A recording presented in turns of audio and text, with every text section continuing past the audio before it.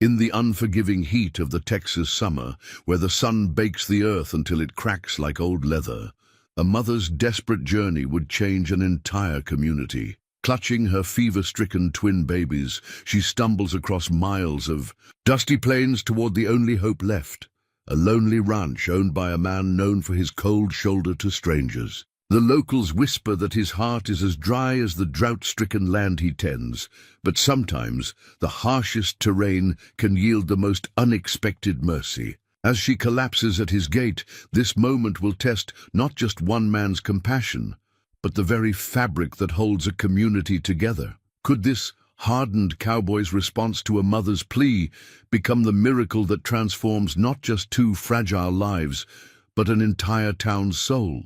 Before we jump back in, tell us where you're tuning in from. And if this story touches you, make sure you're subscribed, because tomorrow I've saved something extra special for you. Dawn crept across Thornfield Ranch like a hesitant visitor, casting long shadows over a land parched by 3 years of merciless drought. James Thornfield had already been awake for an hour, his weathered hands wrapped around a tin cup of coffee, as black as the night he'd left behind. From his porch, he watched the sun paint the horizon in shades of amber and rust, colors that seemed to mock the barren earth below. The ranch's weather-beaten sign creaked in the morning breeze, its hand-carved letters, Thornfield, barely visible beneath decades of sun and storm. James had never bothered to repaint it. Like everything else on his 1,000 acres, it told its own story of endurance. Inside his ranch house, a collection of silver-framed photographs gathered dust on the mantel. He hadn't touched them in years, but their presence lingered like gentle ghosts in his peripheral vision. One showed a younger man in an army medic's uniform, standing proud beside a field hospital in some forgotten war zone. Another captured a smiling woman with eyes that seemed to follow you across the room. Sarah, his late wife, forever 32. The morning ritual began as it always did. James pulled on his boots, each worn groove a reminder of countless dawn patrols around his property. The leather creaked as he stepped onto the porch, adjusting his hat against the already fierce sun. His German shepherd, Doc, fell into step. Beside him, their shadows stretching across the cracked earth like ancient hieroglyphs, they checked the well first. A daily measurement of hope. The water level had dropped another inch overnight. James marked it in a ledger he'd kept for 30 years, his neat handwriting a stark contrast to the chaos of the drought. The numbers told a story more eloquent than words. They were running out of time. The cattle gathered at the far pasture, their ribs showing through dusty hides. James counted them by habit, 37 head, down from 60 last spring. Each loss felt like a personal failure, though he knew every rancher for 50 miles faced the same struggle. He'd sold what he could, kept the strongest, and prayed for rain that refused to come. In town, they called him the Hermit of Thornfield Ridge. Some said he was bitter, others claimed he was just plain mean.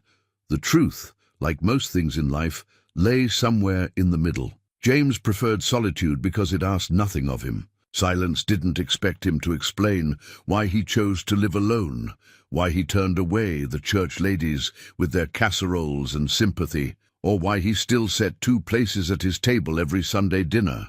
The sound of approaching hoofbeats drew his attention. Riders meant trouble these days, usually neighbors looking to buy water rights or sell land at desperate prices. James straightened his back, feeling every one of his 62 years. Doc's ears perked up, but the dog remained silent, reading his master's mood. Through his binoculars, James spotted Tom Wesley's boy on his paint horse, kicking up dust along the fence line. The youth worked part-time, helping neighbors with odd jobs, and his presence usually meant someone needed something. James sighed, already forming the word no in his mind. But today would be different. Today, fate had other plans for the man who'd spent 15 years building walls around his heart. He just didn't know it yet. As the morning heat built toward another merciless afternoon, James Thornfield continued his rounds, unaware that before the sun set, his carefully ordered world would be turned upside down by a desperate mother and two tiny lives hanging by a thread. Sometimes, he would later reflect, the good Lord had a way of forcing a man's hand, of bringing light into the darkest corners of a wounded soul. Sarah Miller shook the last drops from the medicine bottle, watching them fall onto her daughter Emma's cracked lips. The empty bottle joined 5 others on the bedside table, each one representing another failed attempt to break the twins' fever. Through the window of her small farmhouse, the morning sun cast long shadows across Emma and Ethan's faces, their cheeks flushed with a heat that had nothing to do with the Texas summer. Her husband's pocket watch, the only thing he'd left behind when the drought drove him east in search of work, ticked away precious seconds on her chest. 4 days since the twins had taken sick. 2 days since the town doctor had shaken his head and said he'd done all he could. 1 day since she'd heard whispers about the man at Thornfield Ranch, the one they said had been an army medic, who might have medicines others didn't. The twins' breathing came in shallow gasps, their tiny chests rising and falling like wounded birds. Emma's dark curls stuck to her forehead. Ethan's usually active hands lay still at his sides. At 6 months old, they seemed impossibly small, against the adult-sized pillows. Mrs. Henderson from the next farm over had warned her not to try it. "That Thornfield fellow," she'd said, clucking her tongue. "He turned away the Carson family last month when their well ran dry. Man's got a heart like desert hardpan." But Sarah had run out of options as surely as she'd run out of medicine. The nearest town with a proper hospital was 30 miles away. Might as well have been 300 in her condition, with no horse and 2 sick babies. She'd traded her wedding ring for the medicine that now sat empty on the table. And still, it hadn't been enough. Dawn had barely broken when she made her decision. She wrapped the twins in their grandfather's soft flannel shirts, tucked a water canteen into her apron pocket, and started walking. The old shawl her mother had made, now torn and faded, offered little protection from the sun, but she draped it over the twins anyway. Every mother's instinct screamed at her to keep them in bed, but staying meant watching them slip away, and Sarah Miller hadn't survived 3 years of drought by accepting defeat. The first mile wasn't so bad. The second brought blisters. By the third, each step felt like walking on broken glass, but she kept moving. She sang to the twins, lullabies, hymns, anything to keep her mind off the pain and fear. When Emma stirred and whimpered, Sarah touched her daughter's forehead and felt her heart skip at the burning heat there. "Just a little further, my loves," she whispered, though she had no idea if that was true. The landscape played tricks in the heat, making distances stretch like pulled taffy. What looked like a mile could be 3, and 3 could be 10. The sun climbed higher, turning the world into a furnace. Sarah's throat burned with each breath, but she had rationed the water carefully, using most of it to wet the twins' lips. Her own thirst could wait. A mother's body, she'd learned, could endure almost anything when her children's lives hung in the balance. Through the heat haze, she spotted a fence line in the distance. The post had a familiar weather-beaten sign, its letters unclear but promising. Her pace quickened despite her exhaustion. The twins had grown so still in her arms that only their shallow breathing assured her they still lived. Behind her stretched a trail of footprints in the dust, marking her desperate journey like the stations of the cross.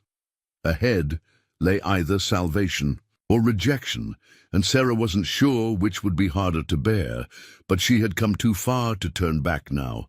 Her children's lives were worth any risk, any humiliation. As she approached the gate, her legs finally began to buckle. The world swam before her eyes, but she forced herself to stay upright. Just a few more steps, just a little longer. The twins needed her to be strong for just a little longer. The last thing Sarah saw before her knees gave way was a tall figure emerging from the ranch house, a German shepherd at his heels.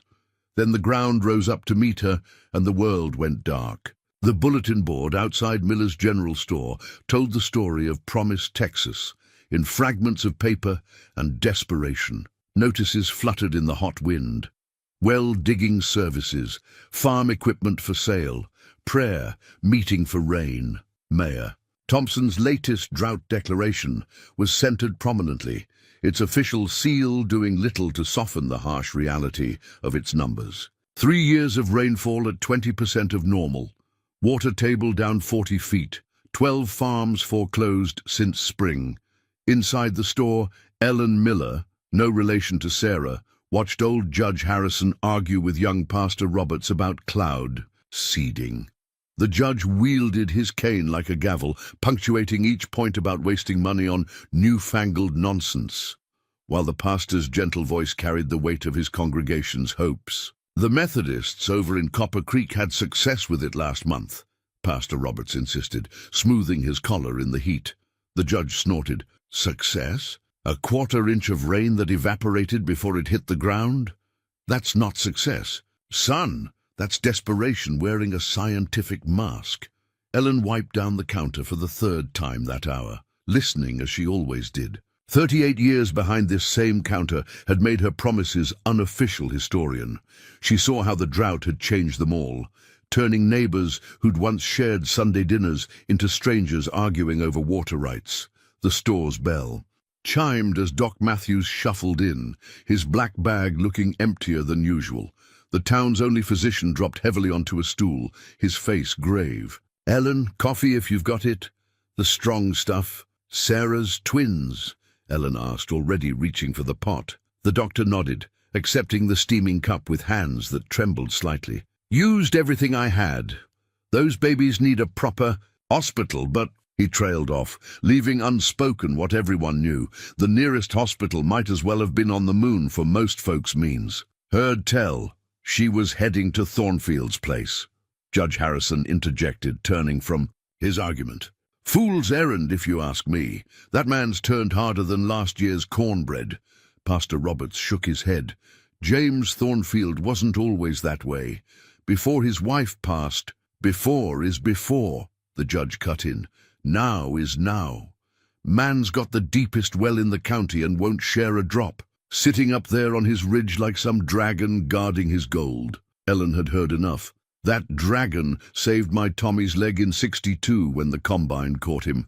Didn't ask for a penny neither. She set down her cleaning rag with unusual force. Maybe if we'd all done a better job looking after him when Martha died. The store fell silent. Even the judge found something interesting to study in the floorboards. They all remembered Martha Thornfield's funeral 15 years ago, how James had stood like a statue, refusing every casserole and comforting hand. Within a month, he'd withdrawn to his ranch, speaking only when business demanded it. The silence broke as Tom Wesley's boy burst through the door, his young face flushed with excitement or fear. No one could quite tell which. Sarah Miller's up at Thornfield's place, he gasped. Saw her collapse right at his gate. Baby's looking real bad. Pastor Roberts was on his feet instantly. Doc? The physician was already gathering his bag. Not much left to work with, but I've got some medicines in the back, Ellen interrupted. Been saving them for an emergency. She caught the doctor's questioning look. Don't give me that face. Woman my age is entitled to keep a few things by. The judge cleared his throat. My Buick's out front, faster than your truck, Doc. Just like that, the arguments of moments ago evaporated like morning dew. Ellen watched them go, the bell chiming their exit. She turned to the bulletin board, its notices trembling in the wake of the closing door. Perhaps, she thought, it took a crisis to remind people who they really were or who they could be, given the chance. Through the window, she watched the judge's Buick kick up dust on the road to Thornfield Ranch. Behind her, the clock ticked away summer seconds, each one carrying the weight of 2 tiny lives in the balance.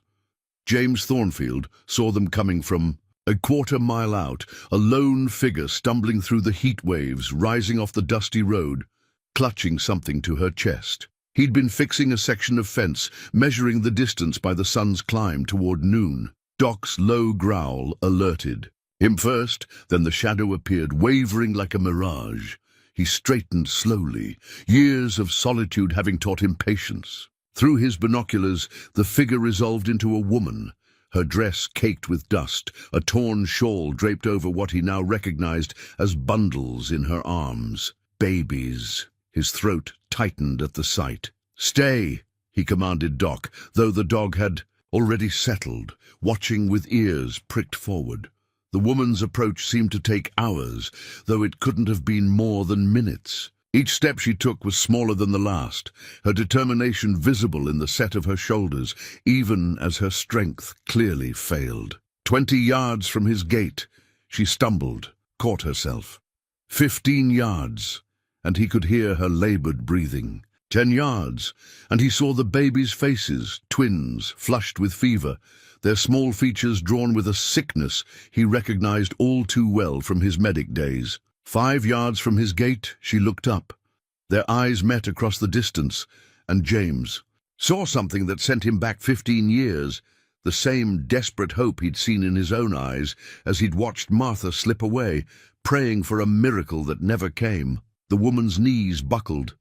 James was moving before he consciously made the decision, muscle memory from years of triage taking over. He reached the gate as she collapsed, catching her and the infants before they hit the ground. Her skin burned with the heat of sun exposure.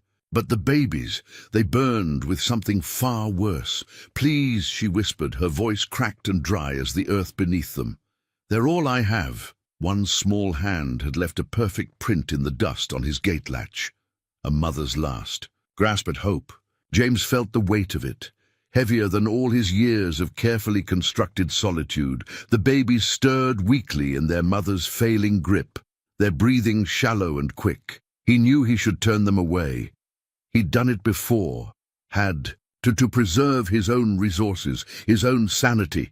The drought had taught them all hard lessons about survival and choosing your battles. But something about that handprint on his gate, about the quiet desperation in the woman's eyes. "Doc," he called, and the dog was there instantly.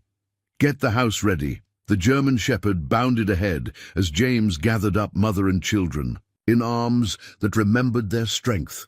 Behind him the gate swung closed on rusty hinges, its creak like the closing of one chapter and the opening of another. As he carried them toward the house, he caught sight of dust on the horizon. More visitors coming. The world he'd built so carefully, the solitude he'd maintained like armor, was about to change.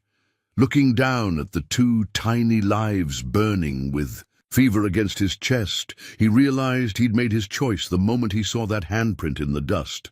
Some battles choose you. James laid Sarah and the twins on his bed, muscle memory from decades past guiding his movements. He reached under the bed, pulling out a battered medical kit.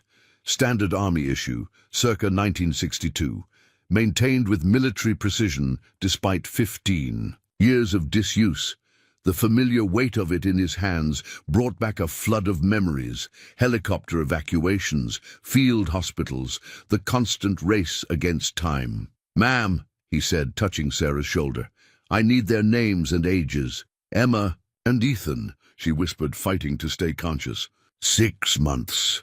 Emma's older by 12 minutes, her eyes fixed on the medical kit. "You really were a medic?" 3rd Infantry Division. James was already moving, his hands checking the twins' vital signs with practiced efficiency. Their pulses fluttered like trapped birds, skin hot and dry to the touch, classic signs of severe dehydration complicated by infection. In the field, he'd seen men twice his size felled by the same combination. He pulled a thermometer from the kit, mercury, old style but reliable. Emma registered 104.2, Ethan 104.1. Dangerous but not yet critical. The window for action was narrow, but it existed. "Doc," he called, and the shepherd appeared in the doorway. "Water basin, clean towels, you know where." The dog disappeared, returning moments later dragging a basin by its rope handle, then departing again for towels. James uncapped a bottle of aspirin, crushing 2 tablets into a fine powder. "Been saving these for emergencies," he explained, mixing the powder with a few drops of water. "Military grade. Better than what you'll find in town." Sarah watched him work, her own exhaustion momentarily forgotten. "Everyone said you turned people away." "I did." He didn't look up from his task. "Still might, but these little ones..." He trailed off, focusing on getting the medicine into Emma's mouth first, then Ethan's. His hands never shook, though something inside him trembled at their small size, their vulnerability. Doc returned with the towels, and James began the careful process of cooling the twins down. Each compress was placed with precision born of experience: neck, armpits, behind the knees, places where blood ran close to the surface, where cooling would be most effective. "They'll need more than this," he said finally, checking their temperatures again. "Proper antibiotics, equipment I don't have. Then they'll die." Sarah's voice cracked on the question. James stood, walking to his window. In the distance, the dust cloud he'd spotted earlier had resolved into vehicles, at least 3 moving fast. "No," he said, surprising himself with the firmness of his conviction. "No, they won't." He turned back to Sarah, seeing her clearly for the first time. Young, probably mid-20s, with a strength in her face that reminded him of Martha. The kind of strength that moved mountains, or in this case, crossed 3 miles of desert with sick babies in arms. "Rest," he told her, gentler than he'd spoken to anyone in years. "You got them this far. Let me take the next watch," as if permission was all she'd been waiting for. Sarah's eyes closed. James checked the compresses one last time, then stepped onto his porch. The approaching vehicles were close enough now to identify Judge Harrison's Buick in the lead, followed by Doc Matthews' truck and what looked like Pastor Roberts's station wagon. James felt the weight of his medical kit in his hands. 15 years of isolation pressing against his chest. But when he looked back at the twins on his bed, at their mother's exhausted face, he knew his decision was already made. Some battles choose you, and some wars can't be won alone. The sun hung low on the horizon by the time the immediate crisis had stabilized. Doc Matthews had confirmed James's initial assessment. The twins needed more than what they had on hand. The closest hospital was in Sterling City, too far for the baby's condition. Their only hope lay in gathering enough medical supplies and expertise from the surrounding farms and ranches to create a makeshift intensive care unit. James stood in his tack room, the silver spurs in his hands catching the last light of day. He hadn't worn them since Martha's funeral, hadn't needed to. His stallion, Thunder, was trained to respond to the subtlest pressure of heel and voice. But tonight was different.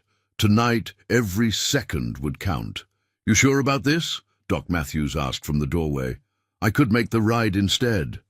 James slipped the spurs onto his boots, their familiar weight settling something inside him. "You're needed here. Besides," he managed a grim smile, "folks might be more inclined to help if they see me doing the asking.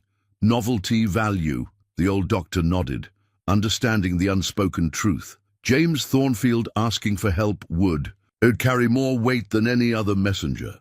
His very appearance in town would signal the gravity of the situation. The judge had already left to alert the outer farms, and Pastor Roberts was organizing a prayer vigil, though James suspected it would turn into more of a supply-gathering mission once word spread. Sarah slept fitfully beside her babies, while Ellen Miller from the general store managed cold compresses with grandmother's efficiency.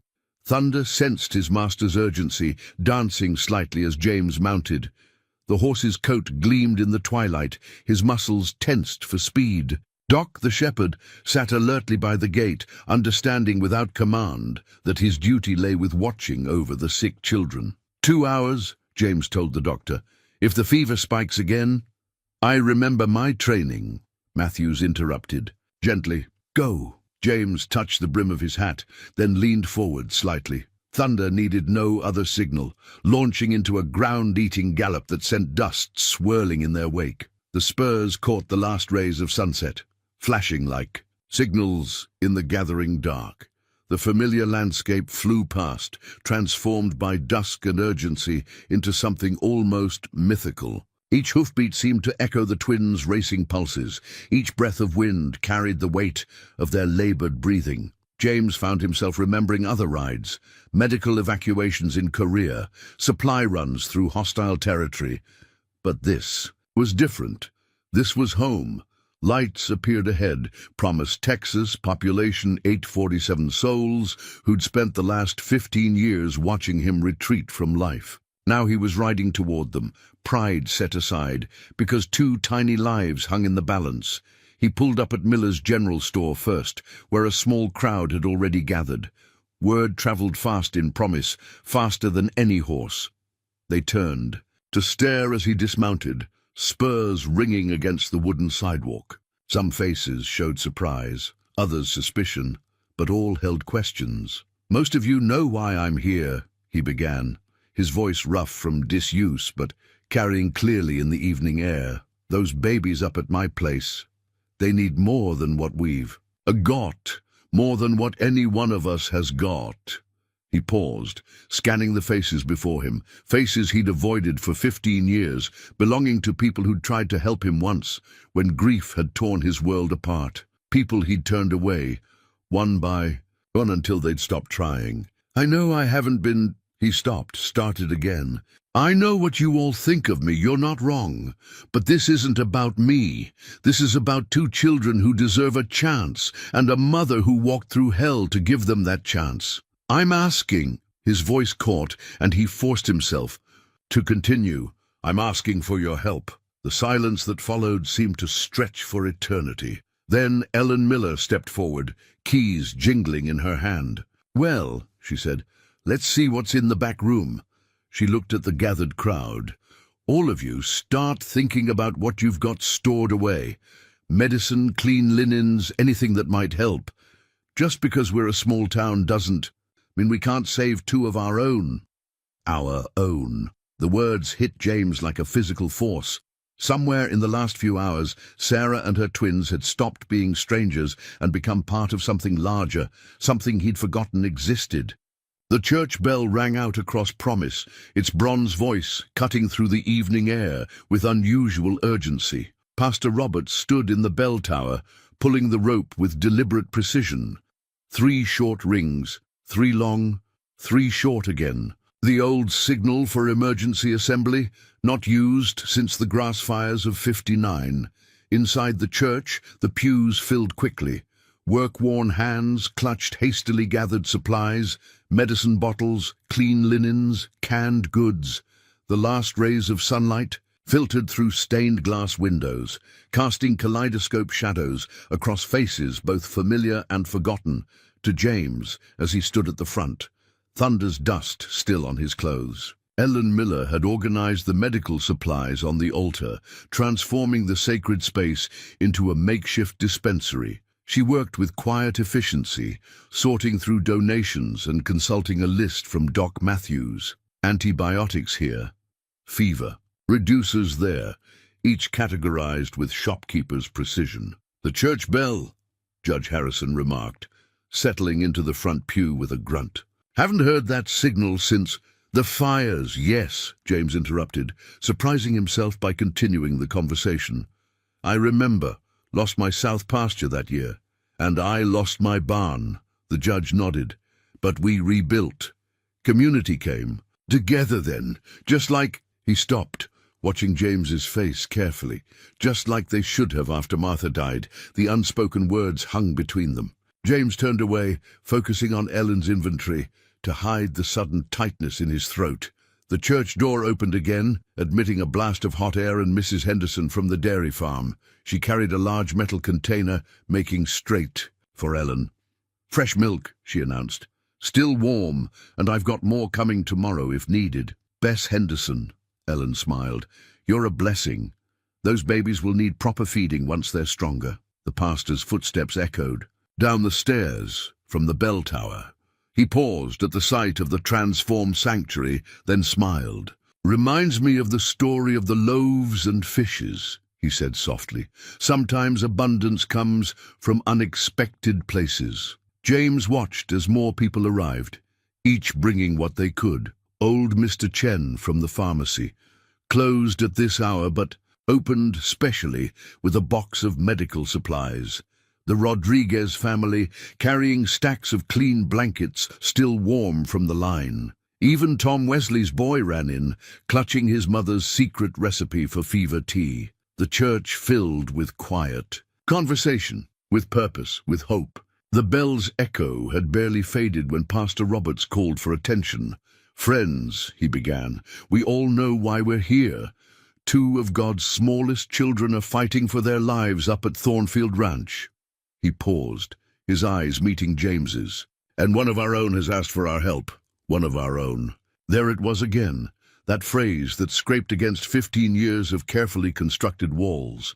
James felt the weight of every eye in the church, but for once he didn't retreat from the attention. "What we need now," Ellen took over, practical, and always, is organization. These babies need round-the-clock care. That means shifts of volunteers, supply runners, and people coordinating it all. She unrolled a large sheet of paper across the altar rail. "I've drawn up a schedule.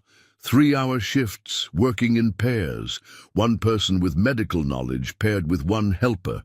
We'll need drivers for supply runs to Sterling City, cooks to keep the volunteers fed, and people managing inventory." The Sadducee pastor stepped forward. "Now, before anyone signs up, understand what you're committing to. This isn't a one-day crisis. These babies might need weeks of care. We're not just volunteering time, we're making a promise. A promise." James looked down at his dust-covered boots, remembering other promises. The ones he'd made to Martha. The ones he'd broken to himself. The ones the town had made to him that he'd been too blind to see. "I'll take first shift," Mrs. Henderson said, breaking the silence. "My Paula can handle the evening milking." "Put me down for driving," the judge added. "Buick's got a full tank." One by one, they stepped forward. The schedule filled with names, with offers, with commitments. James watched as the simple sheet of paper transformed into something more, a testament to what his neighbors had always been capable of, what they'd always been willing to do, if only he'd let them. The church bell still hung silent in its tower, but something else rang through promise that evening.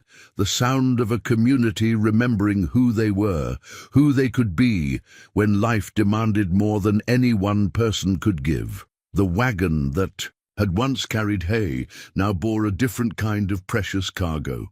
James watched as Ellen and Mrs. Henderson carefully arranged medical supplies, milk containers and fresh linens, securing everything against the bumpy ride ahead. The judges. Buick would lead the way, followed by the wagon and 3 other vehicles carrying the first shift of volunteers. Thunder stood patiently in the traces, his coat catching the last light of day. The horse seemed to understand the gravity of their mission, his usual restlessness replaced by steady purpose.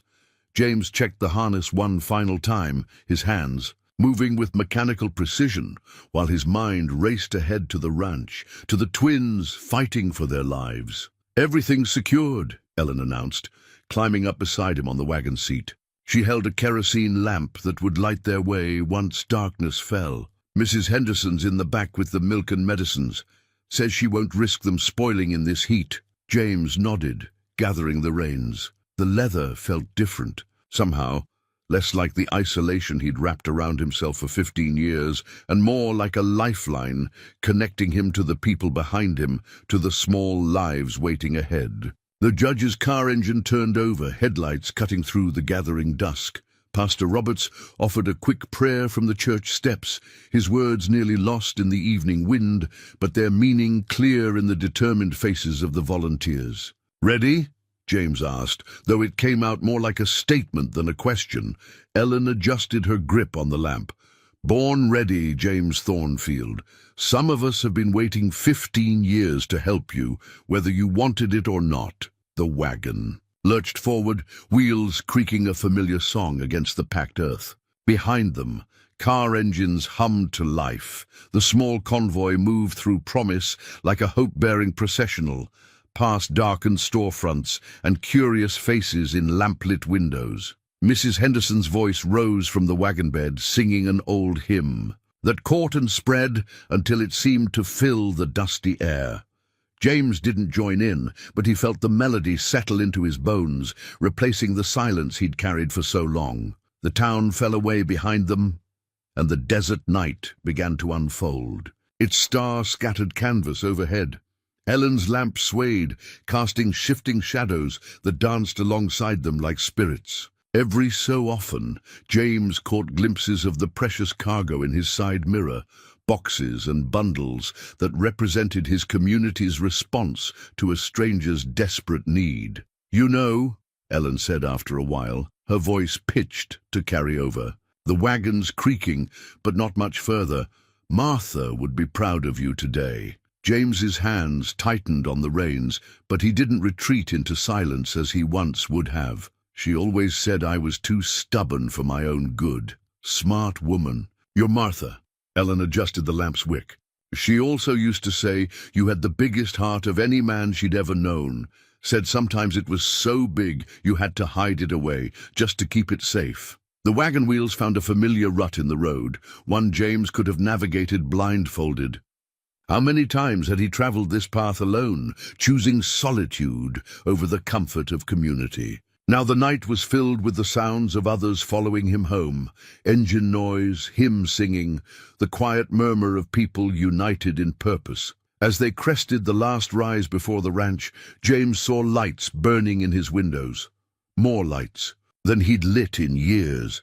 Doc Matthews must have found the old oil lamps in the storeroom. The house looked almost alive again, awakened from a long slumber. Thunder quickened his pace slightly, sensing home.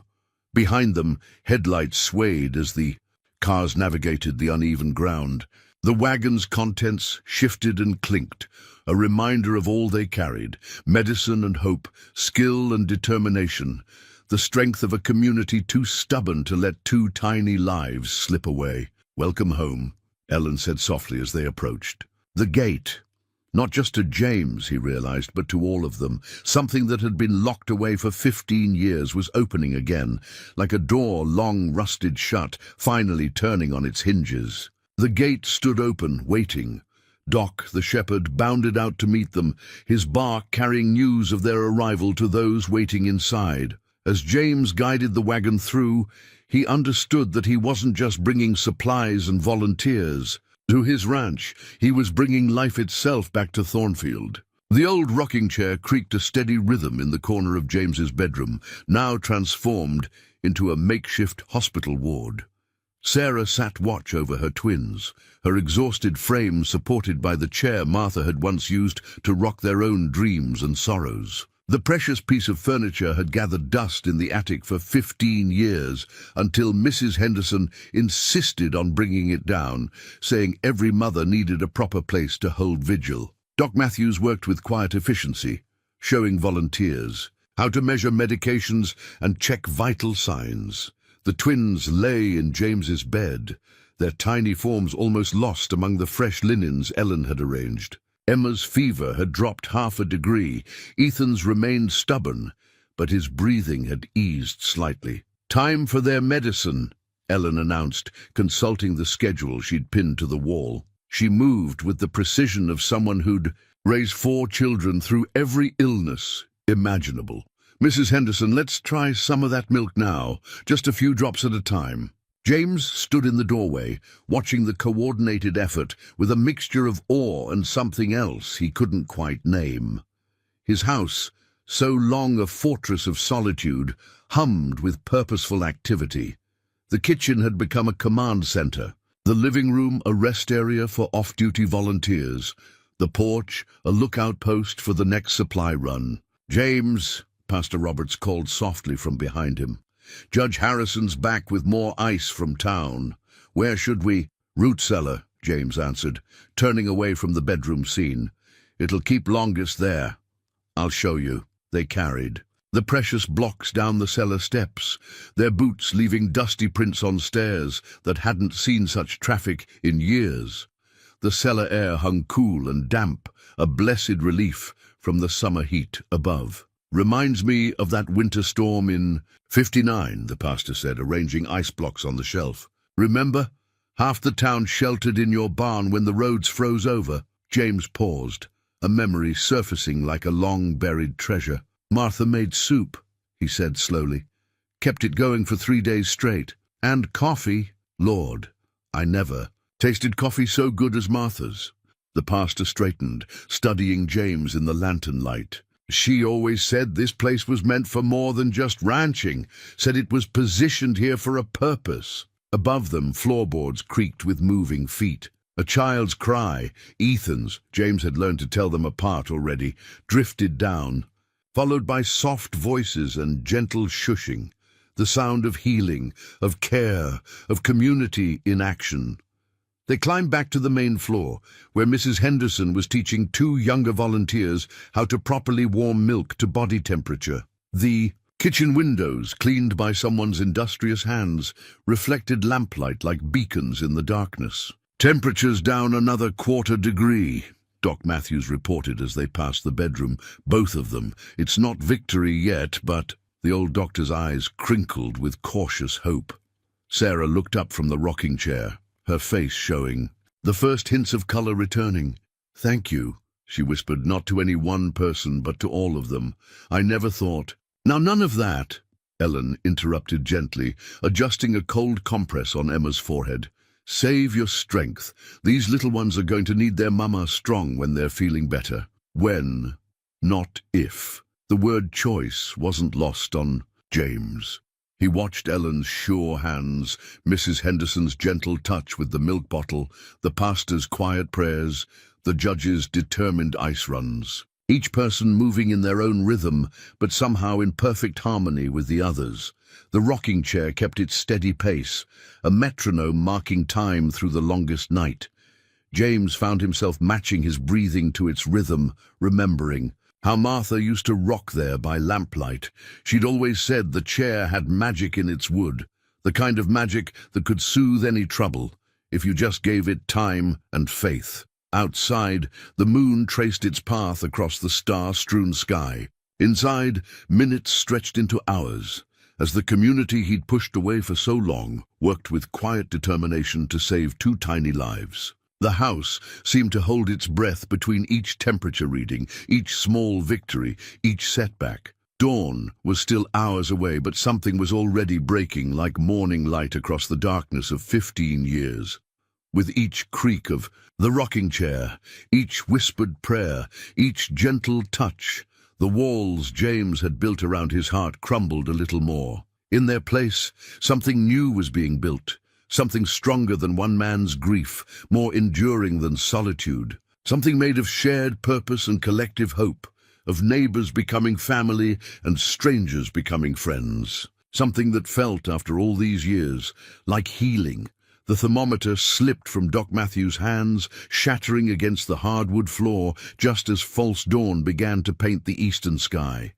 But it wasn't the breaking glass that made everyone in the room freeze. It was the look on the old doctor's face as he stared at the reading he'd just taken from Emma's small form. "Undo 5.2, he announced, his voice carrying the weight of 40 years of medical practice. Her temperature's spiking again, Ethan's holding steady, but Emma— He trailed off, meeting James's eyes across the room. Sarah half rose from the rocking chair, her face ash-white in the lamplight. "No," she whispered.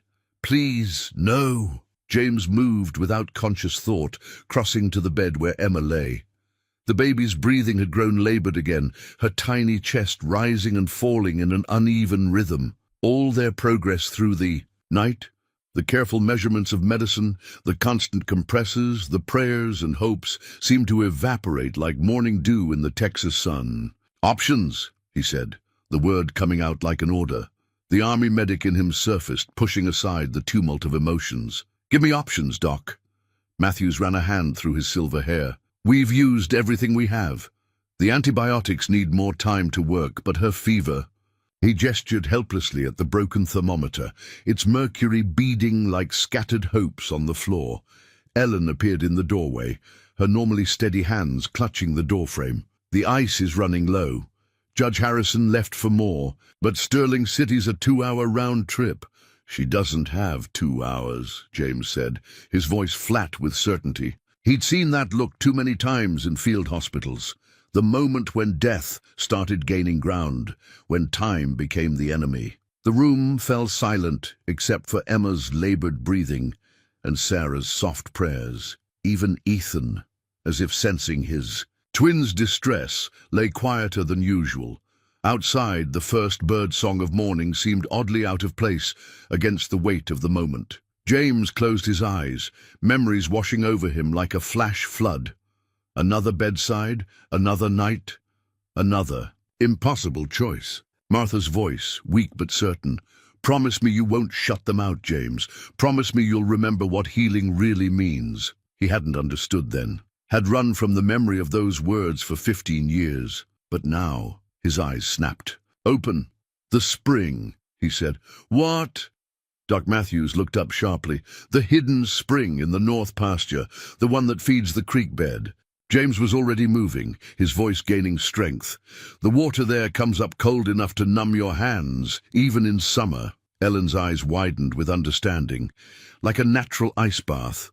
Exactly. James turned to Sarah. It's a risk. The shock of the cold. Do it, Sarah interrupted, her voice steady despite the tears on her cheeks.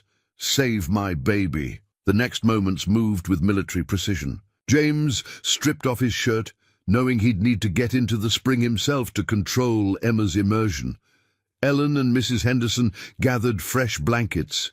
The pastor ran to saddle Thunder. The spring was too far to carry a sick infant, and the ranch's dirt roads were too rough for cars in the dark. I'm coming too, Doc Matthews announced, already packing his medical bag. We'll need to monitor her closely. James lifted Emma carefully from the bed, her small body burning against his chest. Sarah kissed her daughter's forehead, then stepped back, one hand reaching out to touch Ethan, as if to anchor herself through her son. Mrs. Henderson knows what to do for Ethan, Ellen assured her. You just keep that rocking chair moving. These little ones can feel their mama's strength. The sky was just beginning to show the first threads of real dawn, as James mounted Thunder, Emma secured against him in a sling Ellen had fashioned. Doc Matthews climbed onto the judge's horse, borrowed from the barn. James, Sarah called as they turned to leave. He looked back, seeing in her face the same desperate hope he'd carried on another dawn, 15 years ago. Bring her back to me. He touched the brim of his hat, a gesture that carried more meaning than words could hold. Then he nudged Thunder forward, feeling Emma's fever burn against his chest as they rode into the growing light. Behind them, the broken thermometer lay forgotten on the floor, its scattered mercury catching the first rays of sun like tiny stars fallen to earth. The dog-eared medical manual lay open on a flat rock beside the spring, its pages ruffling in the pre-dawn breeze. James had pulled it from his saddlebag by instinct, though he'd memorized its relevant passages years ago during countless nights in Korean field hospitals. The section on treating extreme fevers was worn thin from repeated reading, its margins filled with notes in his precise handwriting. Thunder and the judge's horse grazed nearby as James waded into the spring, holding Emma close to his chest. The water was cold enough to steal his breath, fed by underground streams that never saw sunlight. Doc Matthews knelt at the spring's edge, medical bag open, watching the baby's responses with unwavering attention. Slow and steady, the older doctor reminded him, though James's hands were already moving with practiced care. Let her body adjust gradually. James nodded, his mind flashing back to another time, another place. Like the boys at Chosin Reservoir, he said quietly. Remember how we'd have to warm them up slow, or their hearts would stop? Matthews looked up sharply. You were at Chosin? MASH Unit 8063. James kept his eyes on Emma as he lowered her a fraction more into the spring. Worst winter of my life. Learned more about saving lives in those 3 months than in all my medical training. Combined. The doctor's eyes widened with sudden recognition. Dear Lord, you're that Thornfield, the one they called the miracle medic? Emma stirred in James's arms, letting out a small whimper. He adjusted his hold, remembering other bodies, other lives balanced on the edge between now and never. That was a long time ago, Doc. Another life. They said you could save anybody, that you never lost a patient once they made it to your tent. Matthews pulled out his stethoscope, checking Emma's heart rate. There were stories about you all. Over Korea.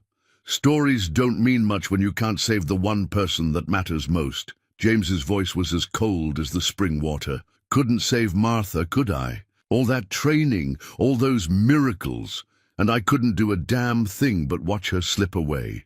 Emma's small hand brushed against his chest, pulling him back to the present.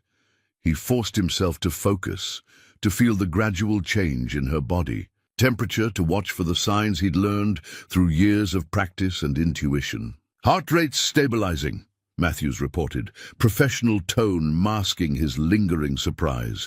"Temperature's starting to respond. Whatever else you might think, James, you haven't lost your touch." The sky had begun to lighten, painting the spring surface with pearl and rose. James remembered the first time he'd found this place, just after buying the ranch. Martha had loved it, called it their own private miracle in the desert. "Nature's medicine," she'd said, laughing as she splashed in the cold water. "Tell me about the manual," Matthews said quietly, nodding toward the book. "I've never seen those margin notes before." James shifted Emma slightly, keeping her head well above water. "Started in Korea. Every case, every treatment, every lesson. Learned. I wrote it all down. Added more during my residency after the war. Martha used to tease me about it, said I was writing a book inside a book. And you kept it all these years. Never know when you might need to remember something." James felt Emma's fever beginning to break, her breathing becoming more regular, like treating extreme fever in infants. Page 147. "In absence of modern facilities, gradual cooling through natural means can be effective if carefully monitored." Matthews checked Emma's temperature again. 103.8. 103.5. "It's working, James. Whatever else you've been carrying all these years, you've still got the gift." The gift. James had heard that word so many times in Korea, in medical school, in the early days of his practice. The ability to feel what a patient needed, to know exactly how far to push and when to hold back. He'd thought that gift had died with Martha, buried under 15 years of guilt and isolation. But here, in the growing light of dawn, with a baby's life literally in his hands, James felt something long dormant stirring back to life. The instincts were still there, the knowledge, the purpose. Emma's eyes fluttered open, clearer than they'd been all night. She looked up at him with Martha's. Same shade of blue, the color of summer skies and new beginnings. "Well, little lady," he whispered, his voice rough with emotions he'd forgotten how to name. "Looks like we both had some healing to do." The old coffee pot bubbled cheerfully on the stove as the first true light of day crept through James's kitchen. Windows. Ellen Miller had kept it going through the night, a constant presence marking the hours of their vigil. Now it served as a beacon guiding them home, its rich aroma carrying across the yard as James and Doc Matthews rode in with Emma. The sound of hoofbeats brought the household alive. Sarah appeared on the porch, Ethan cradled in one arm, her free hand shading her eyes against the rising sun. Behind her, Mrs. Henderson and Pastor Roberts emerged from the house, their faces eager for news. "The fever's broken," Doc Matthews called out, his voice carrying the weight of medical certainty. "She's going to make it." Sarah's knees buckled. The pastor caught her elbow, steadying her as James dismounted, still holding Emma close.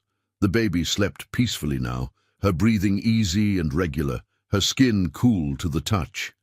The desperate ride to the spring, the tense minutes of controlled immersion, it had all paid off. Ellen appeared with fresh blankets, her eyes bright with unshed tears. "Coffee's hot," she said, her practical tone belying the emotion in her face. "And the judge just got back with more ice, though it looks like we won't be needing it quite." So urgently now. They moved inside as a group, the morning sun painting long shadows across the ranch house floor. The coffee pot steamed on the stove like a sentinel that had kept watch through the darkness, promising warmth and revival to weary bodies and worried hearts. "Let's get her settled," Doc Matthews directed, leading the way to the bedroom. "She'll need to be monitored closely for the next few hours, but the worst is behind us." Sarah laid Ethan down beside his sister, and for the first time since their arrival, both twins slept peacefully side by side.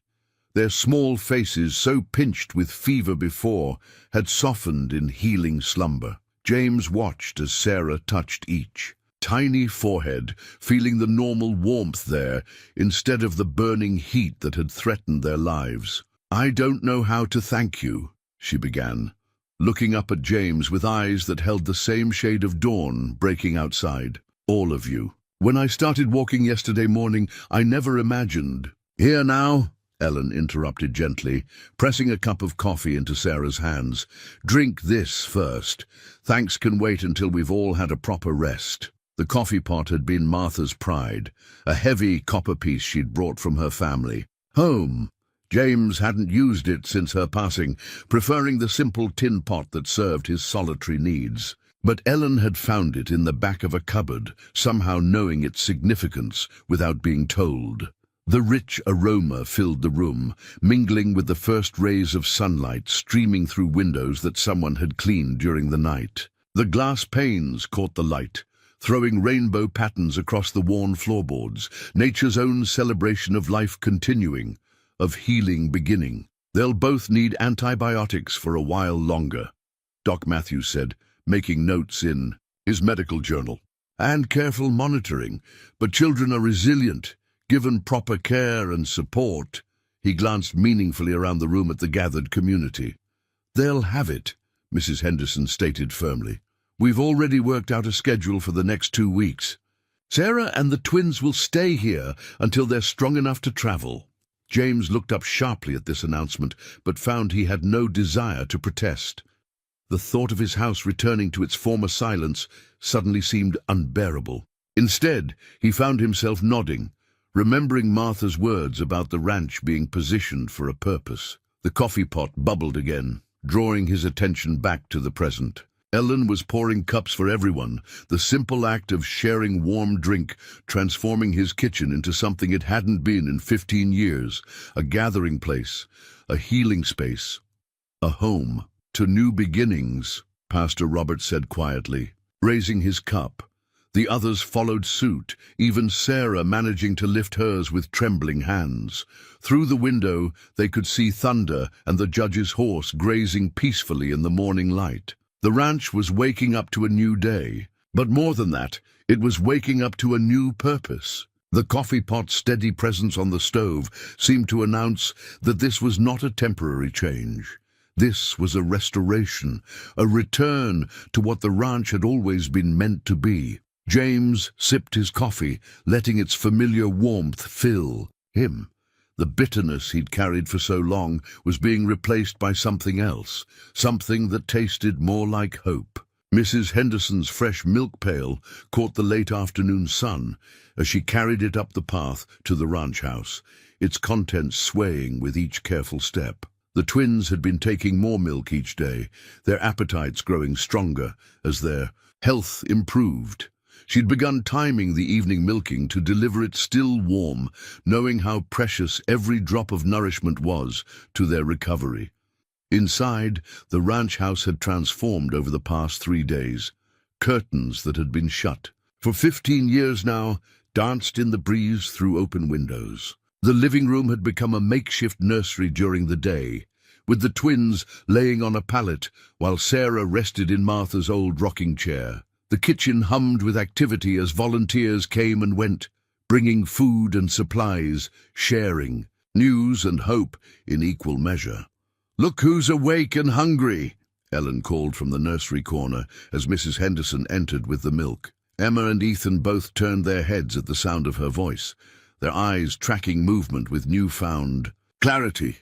Their fevers had stayed down, and each day brought small but significant improvements. "Strong little ones, aren't they?"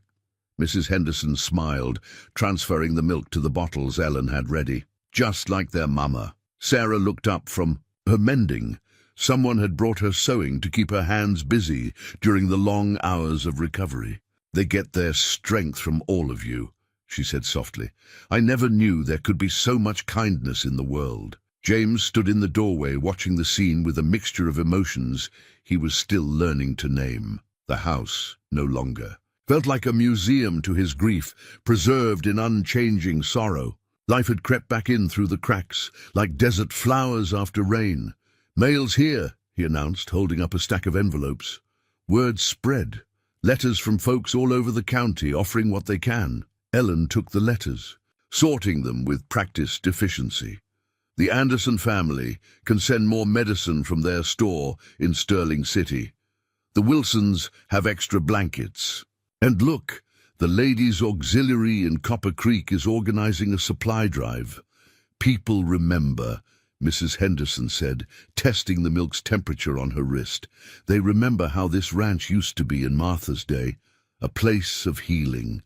James felt the familiar tightness in his chest at Martha's name, but it was different now, less like a wound and more like a healing scar. He watched as Mrs. Henderson showed Sarah how to properly warm the bottles, the same way she'd once taught a young Martha years ago. The twins accepted their evening milk eagerly, their small hands reaching up to touch the bottles. Sarah hummed, softly as she fed them, an old lullaby that seemed to fill the room with peace. Even Doc, the German shepherd, had taken to lying protectively near the pallet, his tail thumping gently whenever the babies made their happy feeding sounds. "They're gaining weight," Doc Matthews noted from his chair by the window, where he'd been updating his medical journal. "And their color's better. The antibiotics are doing their job, but I'd say the love and care are doing just as much healing." The evening light slanted through the windows, turning the milk in its pail to liquid gold. Outside, more horses and cars were arriving, the evening shift of volunteers coming to take their turn. The pastor's wife bringing a fresh casserole. The judge returning from another supply run to Sterling City. "You know," Ellen said thoughtfully, "we could set up a proper clinic here.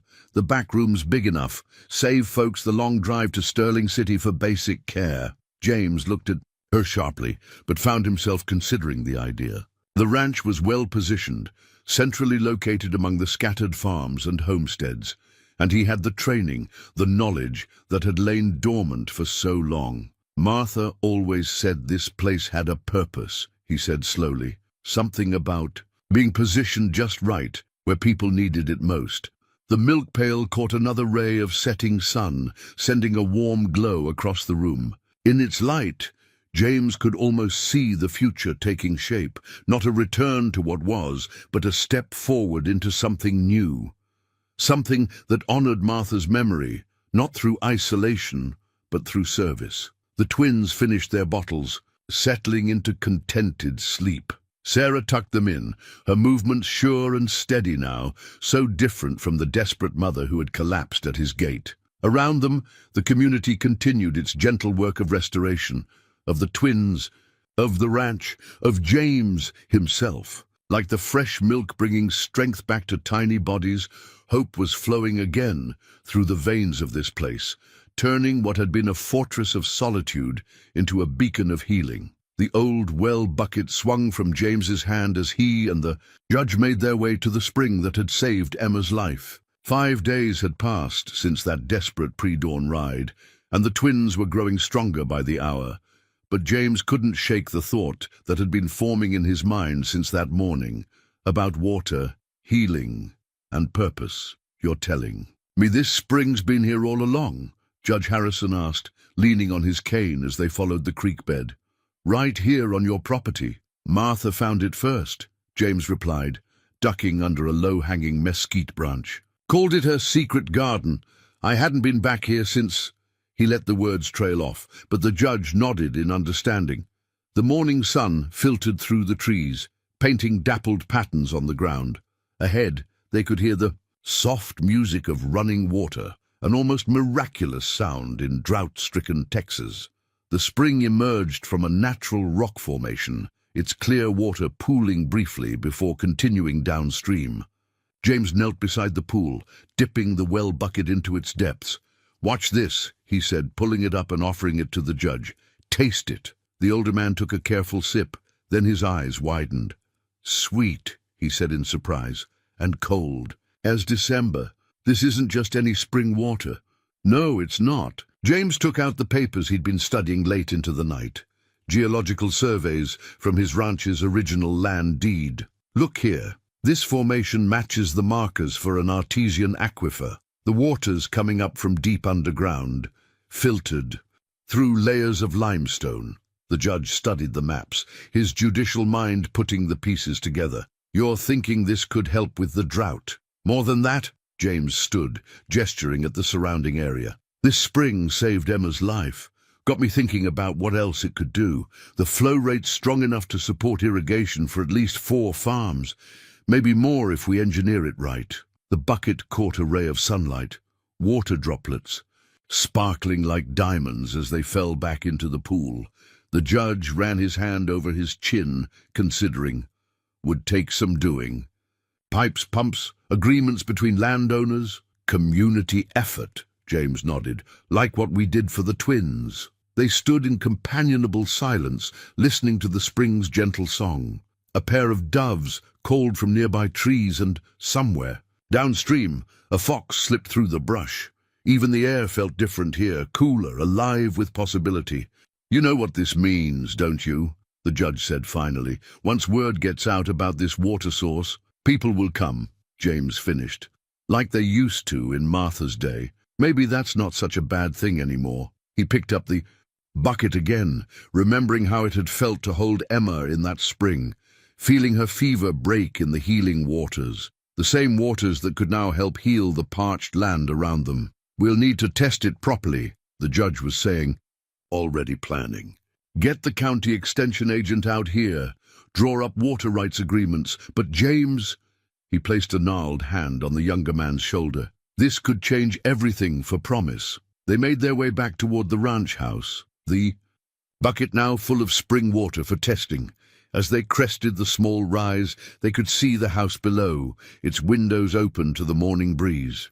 Sarah sat on the porch with the twins, reading them a story from one of Martha's old books that Ellen had found in the attic. Doc Matthews' truck was pulling up the drive, and Mrs. Henderson's daughter was arriving with fresh bread and milk. The scene struck James with unexpected force, not as an invasion of his solitude, but as a fulfillment of something long promised. He remembered Martha's words about the ranch being positioned for a purpose. She'd seen it all along.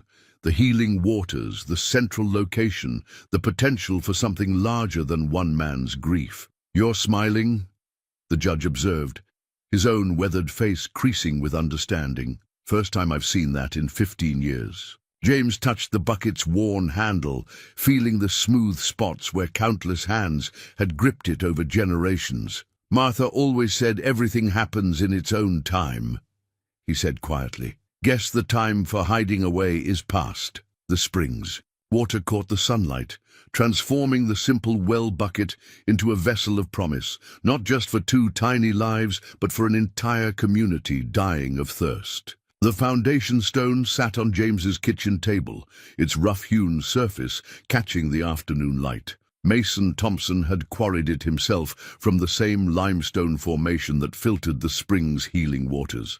Carved into its face were the words Thornfield Medical Station, Esther 1962, the date marking both the year of James's return from Korea and the year he'd first bought the ranch with Martha. Around the table, the core planning committee had gathered, Doc Matthews with his medical records, Ellen with her practical lists, the judge with his legal papers, and Pastor Roberts with his community contacts. Sarah sat in Martha's rocking chair nearby, the twins sleeping peacefully in a makeshift bassinet beside her. The county board approved the initial water rights agreements this morning, Judge Harrison announced, spreading documents across the table. They're calling it the Promise Valley Water Project. Once the engineering survey's complete, we can start laying pipe. Ellen added another item to her growing list. The ladies' auxiliary has already raised enough for the first phase of clinic supplies. And Doc Matthews, didn't you say some of your colleagues in Sterling City offered to help staff it? The old doctor nodded, touching the foundation stone. Reverently, 2 young doctors looking to set up rural practices. They're excited about the idea of a satellite clinic, said it's exactly what the region needs. James studied the stone, remembering the day he'd first dreamed of building a clinic. Here. Martha had encouraged it, but after losing her, he'd locked that dream away along with everything else. Now it was emerging again, transformed by time and circumstance into something larger than his original vision. The spring water tests came. Back, Pastor Roberts added, pulling out a report. Pure as anything you'd find in a mountain stream. The limestone filtration makes it naturally mineral-rich. No wonder it helped with the twins' recovery. Sarah touched the bassinet gently as Emma stirred and settled. It's amazing to think their fever led to all this, that something so frightening could turn into such a blessing for everyone. Martha used to say that's how grace works, James said quietly. Shows up in desperate moments, then spreads out like ripples in a pond. Ellen reached over and squeezed his hand, a gesture that would have sent him retreating to his solitude just weeks ago. Now he accepted it, understanding it as part of the healing that had begun the moment Sarah collapsed at his gate. We'll need to consider access roads, the judge continued. All business. The clinic and the water project will bring more traffic than these old ranch paths can handle. And housing for the medical staff, Ellen added. The east pasture would be perfect for a small residential area. Good drainage, nice views. James found himself nodding. The east pasture had been Martha's favorite spot for wildflower gathering. She'd always said it was too pretty for grazing cattle. What about the name? Pastor Roberts asked, gesturing to the foundation stone. Thornfield Medical Station seems a bit formal for our community. Martha's Haven, Sarah suggested softly. All eyes turned to her. If that would be all right, Mr. Thornfield, since she's the one who first saw what this place could be. James felt something shift in his chest, like a locked door finally, swinging free. Martha's Haven, he repeated, tasting the words. For the whole project, the clinic and the water distribution both. Doc Matthews pulled out his pen, making a note in his ever-present medical journal. Martha's Haven Health and Water Project has a nice ring to it. The foundation stone seemed to glow warmer in the afternoon light.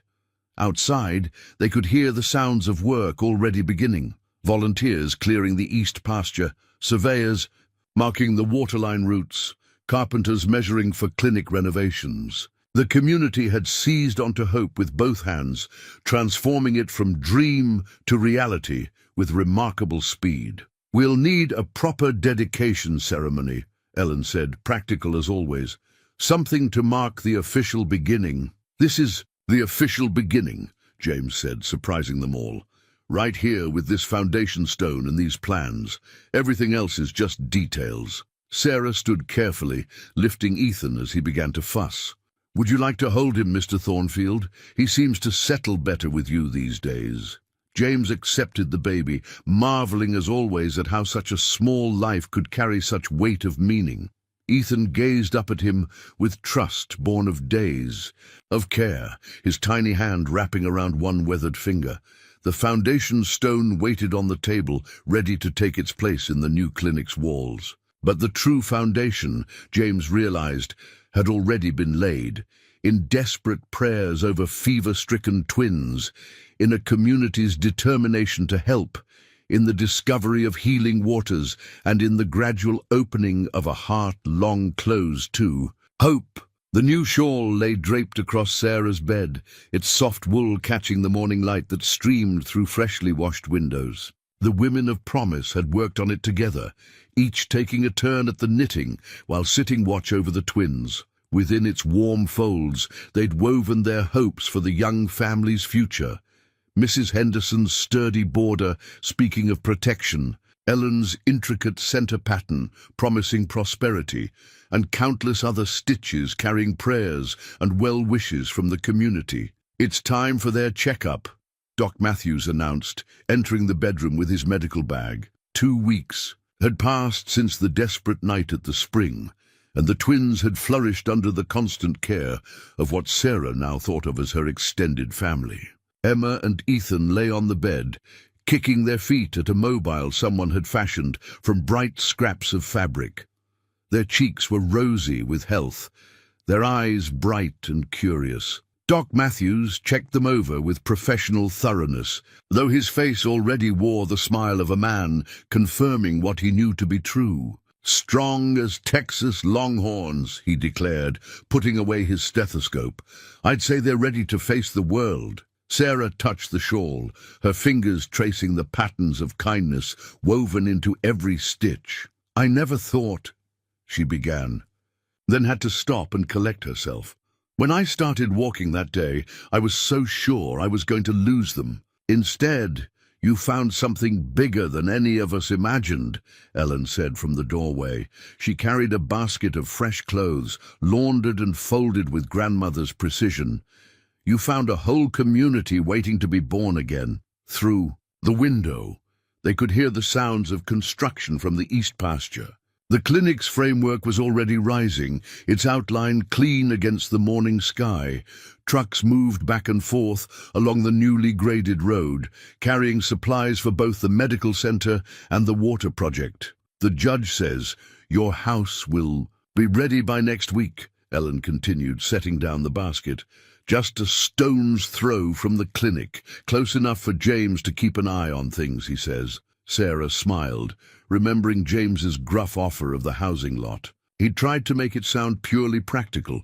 Having a mother with twins nearby would help convince other families the clinic was child-friendly. But she'd seen the way he watched the babies, how his face softened when they gripped his fingers, or fell asleep in his arms. "Speaking of James," Doc Matthews said, packing up his bag, "he asked me to remind you about the paperwork for your new position."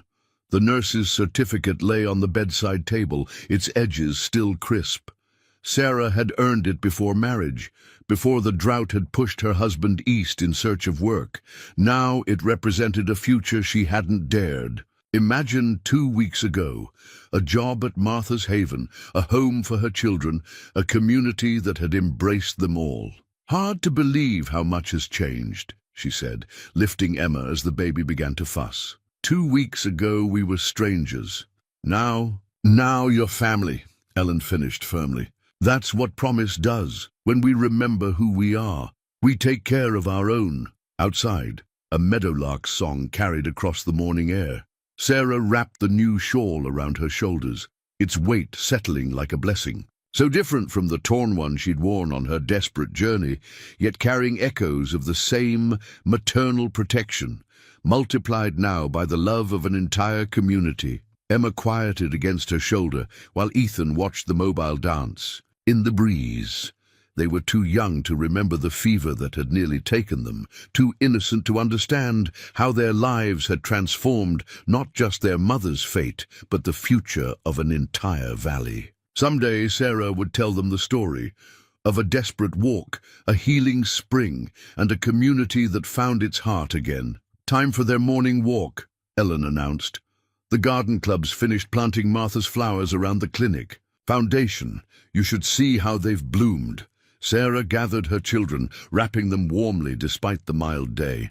The new shawl covered them all, its soft wool smelling of lavender and promise. As they stepped onto the porch, she saw James by the clinic site, discussing plans with the construction foreman. He touched his hat when he saw them, a gesture that had become as natural as breathing. The morning sun painted everything in shades of hope, the rising clinic walls, the surveyor's stakes marking water lines, the fresh-turned earth of healing gardens. Sarah held her twins close, feeling their strong heartbeats against her chest. They had come so far from that desperate day, carried by the strength of a community that had remembered its own heart in the process of healing theirs. The family photograph sat in a silver frame on the clinic's reception desk, taken 6 months to the day since Sarah had collapsed at James's gate. In it, the twins beamed from their perch on either side of the foundation stone,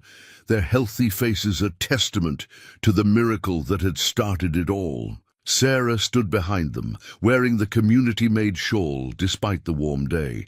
James stood to one side, his usual stoic expression softened by something that might have been contentment. Around them gathered the faces of promise: Doc Matthews, Ellen, Mrs. Henderson, the judge, Pastor Roberts, and dozens more who had become family in all but name. The late afternoon sun slanted through the clinic's windows, painting patterns across the worn boards of what had once been James's living room. The space had been transformed, yet somehow retained the warmth of a home. Martha's old rocking chair, still held its place of honor in the corner, now serving as a comfort to worried mothers and tired seniors alike. Last patient of the day, Ellen announced from her desk, where she'd taken on the role of clinic administrator with characteristic efficiency. Unless we get any emergencies. James looked up from reviewing patient charts, his reading glasses, a recent concession to time, perched on his nose. Mrs. Turner's arthritis check? No, actually, someone new. Just moved to the valley, drawn by word of the water project. Ellen's eyes twinkled. Says she's heard good things about the doctor who runs it. The water project had succeeded beyond their wildest hopes. The spring's careful distribution had brought life back to 4 neighboring farms already, with more connections planned. The past month had seen the first green shoots in fields that had been brown for years, and the promise of a real harvest had drawn new families to the area. The waiting room door opened, admitting a young couple with a toddler. The woman was visibly pregnant, worry lines creasing her forehead. "We heard," she began hesitantly, "we heard this was a place that helped people, that understood about babies and hard times." James felt something shift in his chest, a familiar warmth that no longer surprised him. He stood, gesturing to Martha's rocking chair. "Why don't you settle yourself there, Mrs. Carson?" she supplied, easing into the chair. "Amy Carson, we've been trying to make it on our own, but with the baby coming." "Nobody makes it entirely on their own here," Ellen interrupted gently, already pulling out new patient forms. "That's not how promise works anymore." Through the window, they could hear children's laughter from the clinic's garden, where Sarah was teaching a group of local kids about medicinal herbs. The twins, now sturdy toddlers, played nearby under Mrs. Henderson's watchful eye. Their voices carried clearly, Emma's infectious giggle and Ethan's more serious tones, both of them growing strong in the valley's healing air. The photograph caught the last sunlight, drawing James's eye again. It had been taken at the official dedication of Martha's Haven, though the place had been serving the community long before the ceremony. He remembered standing before the gathered crowd that day, finding words he hadn't known he possessed. "Martha always said this land had a purpose," he'd told them. "Took me 15 years and 2 sick babies to understand what she meant. This place, it's not just about medical care or water rights. It's about remembering who we are when times get hard. About how healing works best when it flows through an entire community." Now, watching Amy Carson settle into Martha's rocking chair, James saw another circle preparing to complete itself. The young woman's worried face echoed Sarah's desperate expression from that fateful morning. But this time, help wouldn't come at the last possible moment. This time, an entire community stood ready to support a family in need. "Tell me about your concerns," he said, pulling up a chair. His voice carried the warmth of experience now, tempered by months of renewed purpose. "And then we'll talk about how we can help." As he listened to the Carson story, James was aware of the bustling life around him. Ellen efficiently organizing. Records. Sarah's voice drifting in from the garden, the twins' laughter mingling with the sound of construction from the new residential area. The busy, healing sounds of a community that had remembered its heart. The family photograph stood witness to it all, its silver frame reflecting the day's last light. In it, they were all captured in a moment of triumph, the dedication of Martha's Haven. But the true miracle James had come to understand wasn't in any one moment. It was in the daily acts of caring, the constant flow of help and hope, like the spring's waters bringing life back to the valley. Later, after the Carsons had left with renewed hope and a treatment plan, James stood in the clinic doorway watching. The sun set. Sarah approached with the twins, their small hands clasped in hers, their faces glowing with health and happiness. "Ready to head home?" she asked. Ellen said she'll lock up. Home. The word had come to mean so much more than just a place. It now encompassed all of promise. The clinic, the healing spring, the growing community, and most of all, the people who had taught him how to live again. "Yes," he said, touching the brim of his hat out of habit. "Let's go home." Behind him, the family photograph caught the day's last light, blessing them all with a warm golden glow, a final gift from a sun setting on one chapter and rising on another in an endless cycle of healing and hope.